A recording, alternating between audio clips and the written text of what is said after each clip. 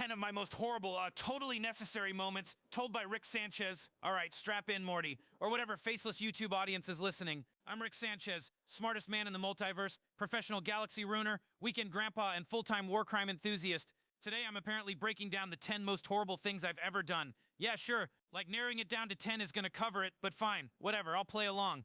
Just remember, everything I do is either A, justified, B, scientifically correct, or C, Morty's fault. Usually all three. All right, let's get swifty with my alleged atrocities.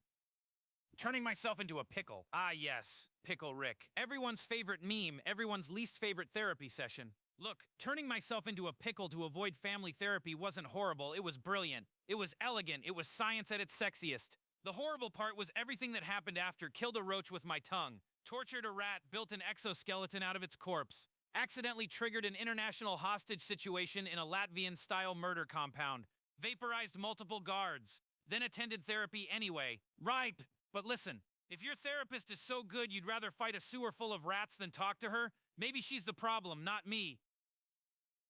The whole Cronenberg thing. You know, Morty still brings this one up in therapy. The therapy he pretends he doesn't go to, so there we were. Morty wants to get Jessica. Jessica won't look at him. Pheromones exist. Bam! Simple love potion. But then she's sick. Flu virus mutates the potion. The whole planet turns into Cronenberg nightmare meat puppets. Suddenly everyone's limbs have limbs and their faces look like inside-out lasagna. Did I panic? No. I solved it the Rick way. I abandoned that whole reality. Just walked out, grabbed a dimension where we died 5 minutes earlier, buried our corpses in the backyard, told Morty it was normal, and moved on with Taco Tuesday. Was it horrible? Sure, for literally everyone else, but look, I can't babysit every chromosome on every planet. Multiversal triage, Morty, that's leadership.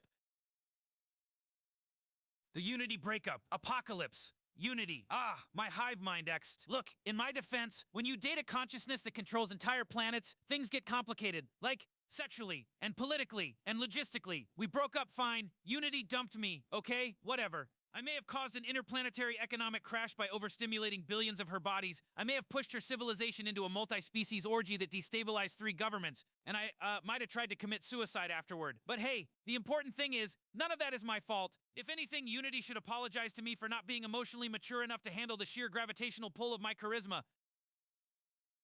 Peace among worlds. This one gets misinterpreted a lot. Morty and I helped a bunch of aliens mine concentrated dark matter. And when they freed themselves from exploitation, I gave them the universal sign for great job. But apparently in that dimension, that specific gesture means I hope your species gets wiped out and eaten by space hamsters. Anyway, the whole society collapsed from energy shortages because I tricked them into believing in fake science. Was it cruel? Yeah, did they deserve it? Also, yeah, they were rude to me first. Never disrespect a scientist with godlike intellect unless you want your civilization's power grid to run on farts and lies.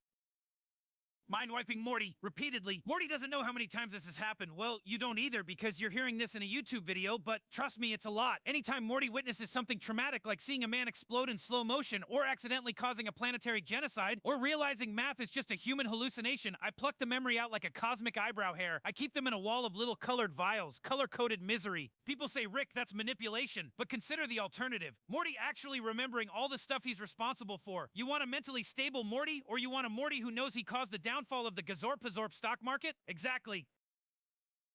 Turning Summer and Morty into mutant freaks. Look, experimentation is the backbone of science. And sometimes your lab subjects are your grandkids because they won't sit still and be quiet during hyperspace calculations. One time I turned Summer into a giant balloon monster and Morty into some kind of arm spasm rage mutant. Another time I accidentally turned Morty into a Cronenberg again. And one time I turned myself into a toddler and made them raise me for an afternoon. Morty whines about trauma, but guess who always turns them back to normal?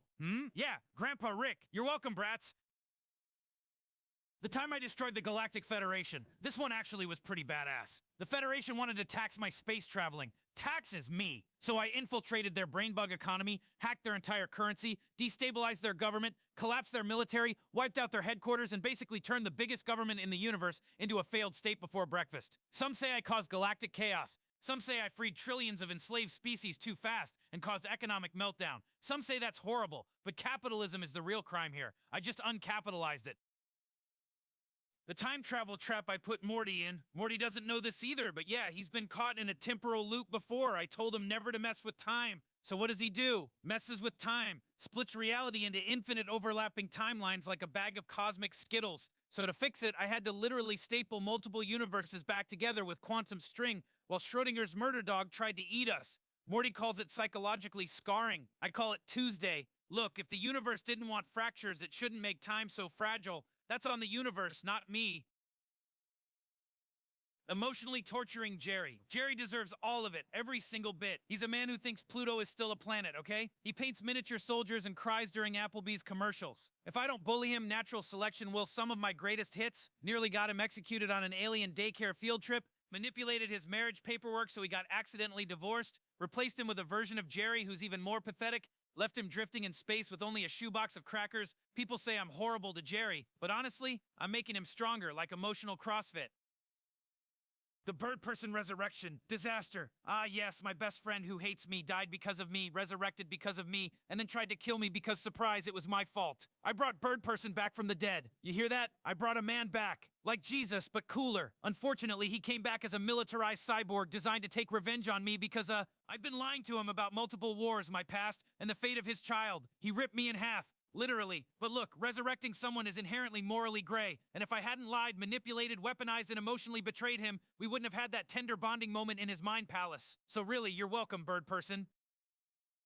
So there you have it. 10 things everyone keeps calling horrible, even though scientifically speaking, they were all improvements to the multiverse. Cronenberging a world? Temporary inconvenience. Mind-wiping my grandson? Mental hygiene. Collapsing a galactic government? I call that aggressive freedom delivery. If I learned anything, it's this. Being the smartest man in the universe means everyone else looks like an ant you accidentally stepped on. And you can either cry about the ants or build a bigger boot. Alright, video over. Like, subscribe. Worship my genius. Blah blah Rick out.